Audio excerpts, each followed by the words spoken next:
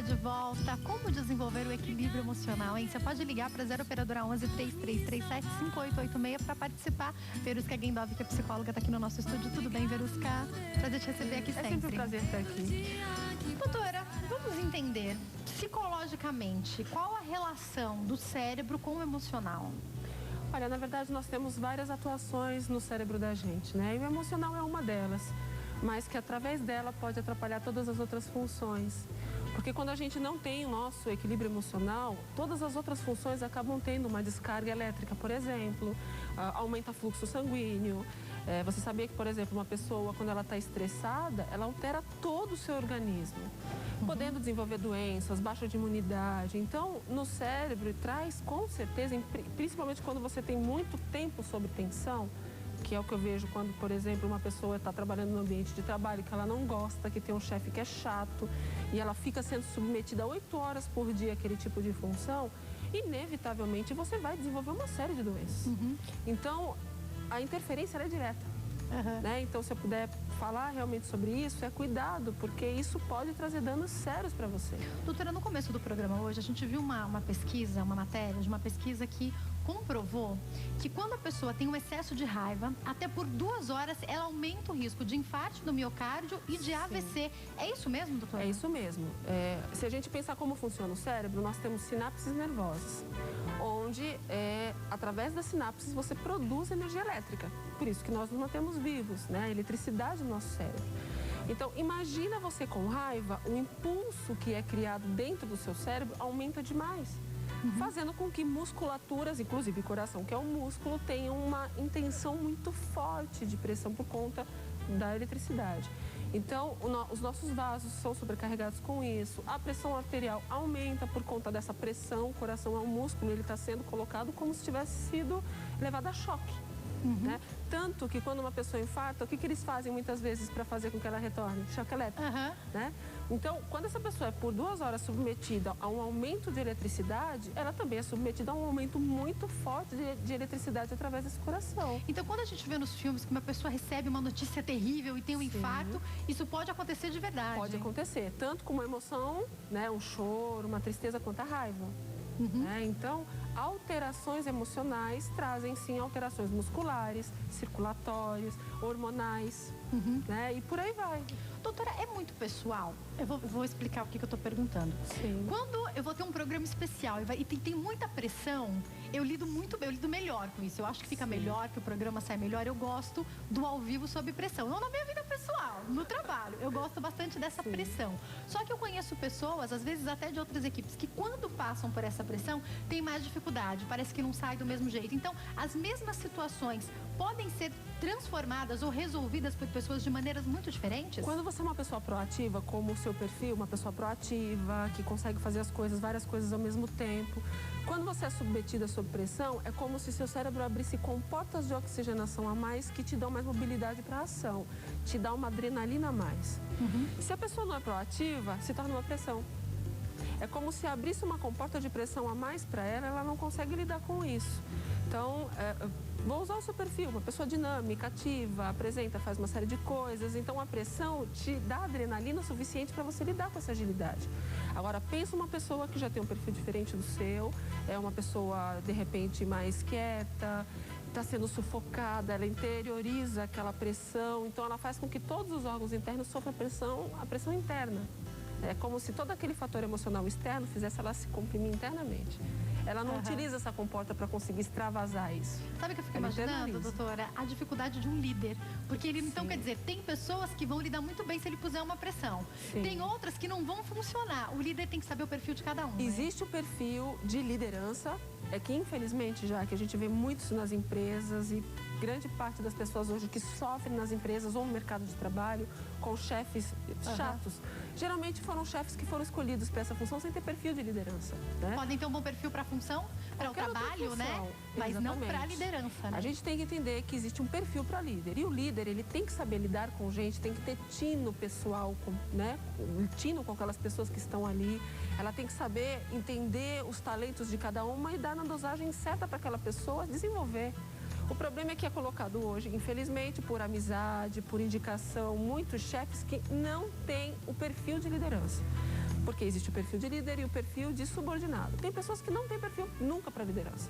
São pessoas que são para perfil técnico, o crescimento vai ser técnico, para ser coordenada, para ser supervisionada.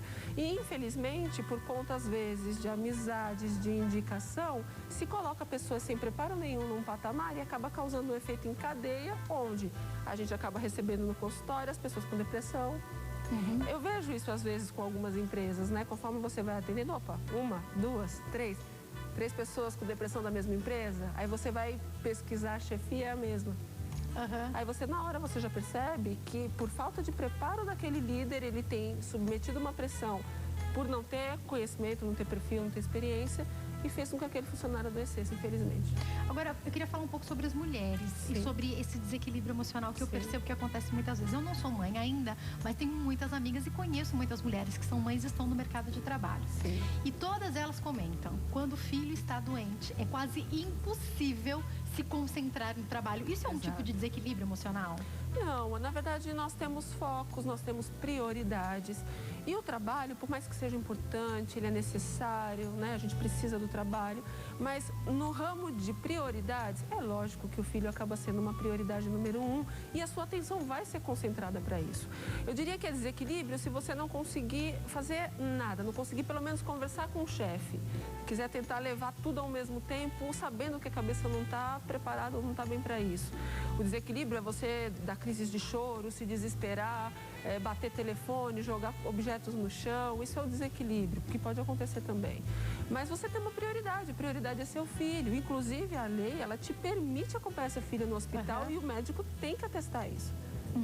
Justamente por conta dessa prioridade, por conta dessa necessidade. Até porque mulheres são diferentes dos homens, né? Sim, os homens conseguem trabalhar e desligar um pouco, né? Os homens, por serem muito racionais, é muito mais fácil, a comporta é um pouco diferente. Eles se preocupam, mas é como se eles soubessem que a esposa está dando conta disso.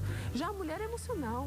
Não dá para você emocionalmente, sabendo que seu filho está com febre, está doente, acometido de algum tipo de doença ou paralisia, enfim, e você leva a vida normal, né? Não é dessa forma. Então, se a lei determina que o menor precisa de um acompanhante, o menor precisa de ser acompanhado aos hospitais, aos médicos, enfim, o acompanhamento necessário, inclusive escolar e por aí vai, então a gente entende que é a prioridade. Então, é importante sentar com o seu chefe e dizer, olha, meu filho não está bem, vou acompanhar, depois eu dou um jeito de concluir esse trabalho, não vou diminuir não vou diminuir meu talento, minha responsabilidade por conta disso, mas se eu resolvo, fica mais fácil, fica muito mais fácil. Agora, você falou de uma coisa que às vezes acontece com as pessoas, é aquele desequilíbrio emocional, que por conta desse problema a pessoa bate telefone, bate a porta, xinga quem não tem que xingar, grita com quem não tem que gritar, enfim. Quando que é caracterizado que uma pessoa tem desequilíbrio emocional, doutora? Quando em uma semana, a maior parte do tempo, você está demonstrando esses tipos de descontroles comportamentais. Então, por exemplo, está gritando demais, está reclamando demais, está batendo o telefone, está jogando objetos, está pisando duro, reclama em grande parte do tempo, que também tem isso, né? E também é um desequilíbrio, pessoas queixosas.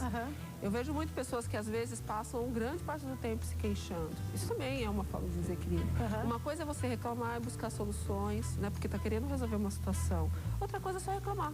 Não Aquela busca pessoa que você conversa, ela sempre vai contar um problema. Sempre vai reclamar. E às vezes mesmo, né? Mas quando você começa a questionar soluções, não pensou nisso. Ela quer falar do problema, né? Então, não é que esteja errado de forma alguma você falar do problema. A questão é você só falar do problema e não se preocupar com soluções. Os desequilíbrios dos homens geralmente estão muito ligados a ciúmes, acessos de raiva, fazem com que eles percam um pouco o controle de seu comportamento e acabem tendo excessos de agressão. E as mulheres? As mulheres estão muito ligadas à questão de TPM, né? Isso que eu ia perguntar. Na semana da TPM, vale a gente ficar um pouquinho desequilibrada? Não vale, mas vale dizer, olha, sinal vermelho, ok, por esses dias pega leve, porque o meu humor não tá muito bom. É bom dar uma avisada, Se né? eu pegar pesado, me dá uma chacoalhada com calma e dizer, Até porque calma. depois de 5 minutos a gente vai chorar, provavelmente. Nós vamos do choro à raiva muito rápido nesse processo.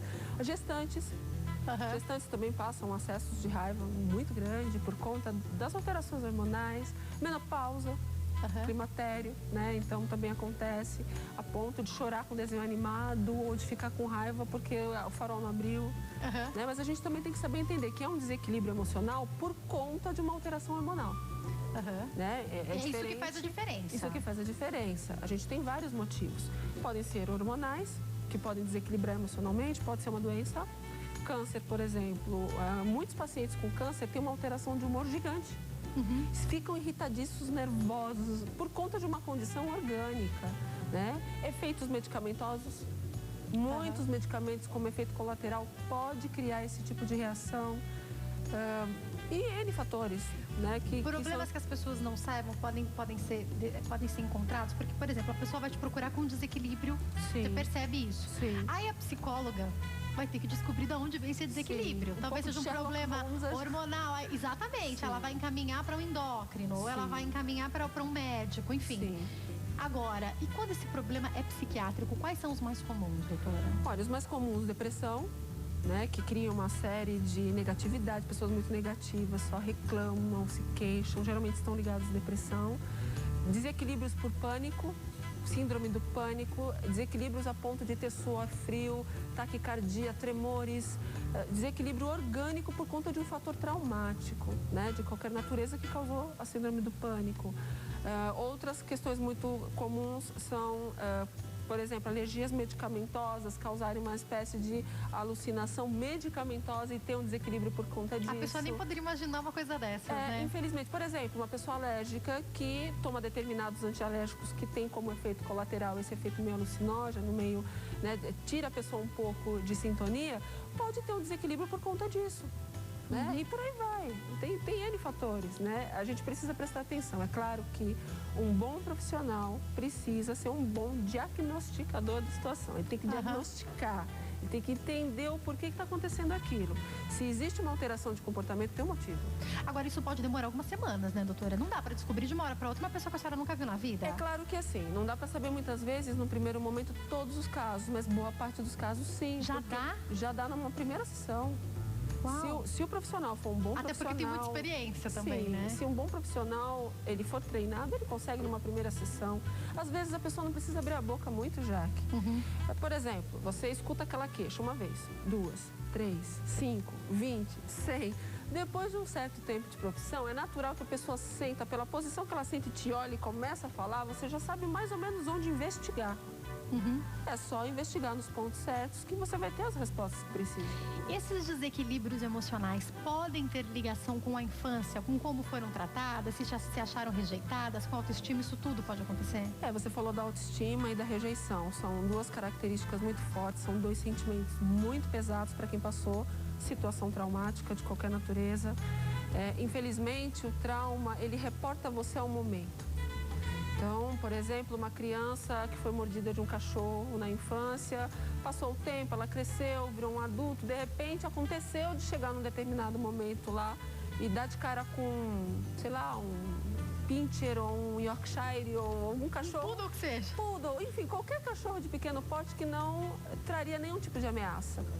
Mas algum comportamento dele te reporta a situação traumática. Então você vai subir na mesa, você vai gritar, você vai ter um descontrole emocional pelo trauma. É como se você voltasse a ser criança e enxergasse a situação como grande demais para você. Então é assim com qualquer trauma infantil. De repente você está no seu ambiente de trabalho, seu chefe gritou, não deveria gritar, é assédio moral, não pode, mas às vezes acontece, né? Infelizmente.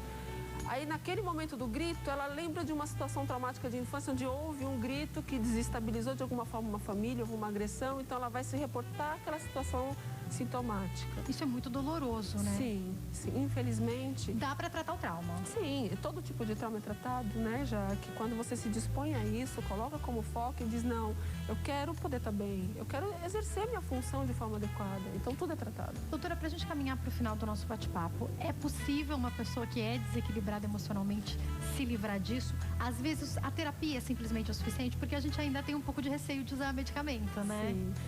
As pessoas elas têm uma ideia muito errada da medicação, né? Parece que, ai meu Deus, eu estou louco, sou louco, usar né? medicação porque sou louco, vai ser pro resto da vida socorro, né? Não é assim que funciona. Na verdade, os desequilíbrios, as situações, o estresse, enfim, a gente está sendo submetido por muita informação, por muita pressão, é tudo ao mesmo tempo acontecendo. Então, o que eu posso colocar nesse sentido é que, infelizmente, existem muitas pressões, sim, que podem trazer desequilíbrios químicos, sim. O suporte da medicação, em alguns momentos, é necessário porque ele vai repor o gasto químico que seu cérebro teve com a situação. A situação emocional tem que ser tratada porque senão o gasto vai acontecer de novo, né? Agora, tem gastos químicos que eles acontecem, mas se você trabalha emocionalmente, cessa aquele gasto, seu corpo devolve aquela química. Ou a pessoa está muito tensa, nervosa e de repente vai para um processo de acupuntura com um bom profissional que desenvolva uma acupuntura tradicional, vai fazer com que aquele corpo seja estimulado a tranquilizar. Né? Agora, depende de pessoa, depende do quanto você está desequilibrado e do que te desequilibrou. Não deixe de procurar ajuda. Eu sei que eu tenho que encerrar, mas eu preciso fazer a última pergunta. Doutora, uma pessoa desequilibrada emocionalmente, é fácil levá-la para um consultório? Olha, depende da situação, Jaque. Tem pessoas que elas percebem que extrapolaram. E, opa, vou buscar ajuda. Agora, tem pessoas que não percebem. Né? Então, eu diria que o início de um descontrole, você já poderia buscar ajuda, mas a resistência inicial é muito grande, então nesse momento é muito difícil. Agora, quando começa a ter alguns movimentos que se extrapola a situação, a maioria vai sozinha e busca ajuda. Percebe que está repetido, que não consegue, não está conseguindo se controlar, a melhor coisa é procurar uma ajuda. Exatamente, né? Quando começa a perceber que as pessoas se afastam dela. Doutora, está dando palestras também, para quem quiser, né? Eu dou palestras, eu ministro muito nas igrejas também, para mulheres, para casais, né? Eu lido muito com isso e é um prazer poder ajudar, o que eu puder fazer será muito bem-vindo. Ó, então eu vou passar os telefones, 0 operadora 11 3326 7348 e 99550 5898. Tem o site também que é o www.dra de doutora verusca.com. Tá passando direitinho aí pra vocês como se escreve. Doutora, muito obrigada. Volte sempre, Eu que agradeço e eu convido vocês a curtirem minha página do Facebook, tá como Verusca Gendov, é muito fácil, Verusca Gendov. Coloca lá Verusca Psicóloga no Google que me encontra e vai ser um prazer poder Tem algumas matérias preparadas para assistir também, estão bem legais, né? Tá super interessante, é muito bom ver o pessoal participando. Parabéns pelo trabalho, viu, doutora? Uma ótima tarde. Ótima tarde.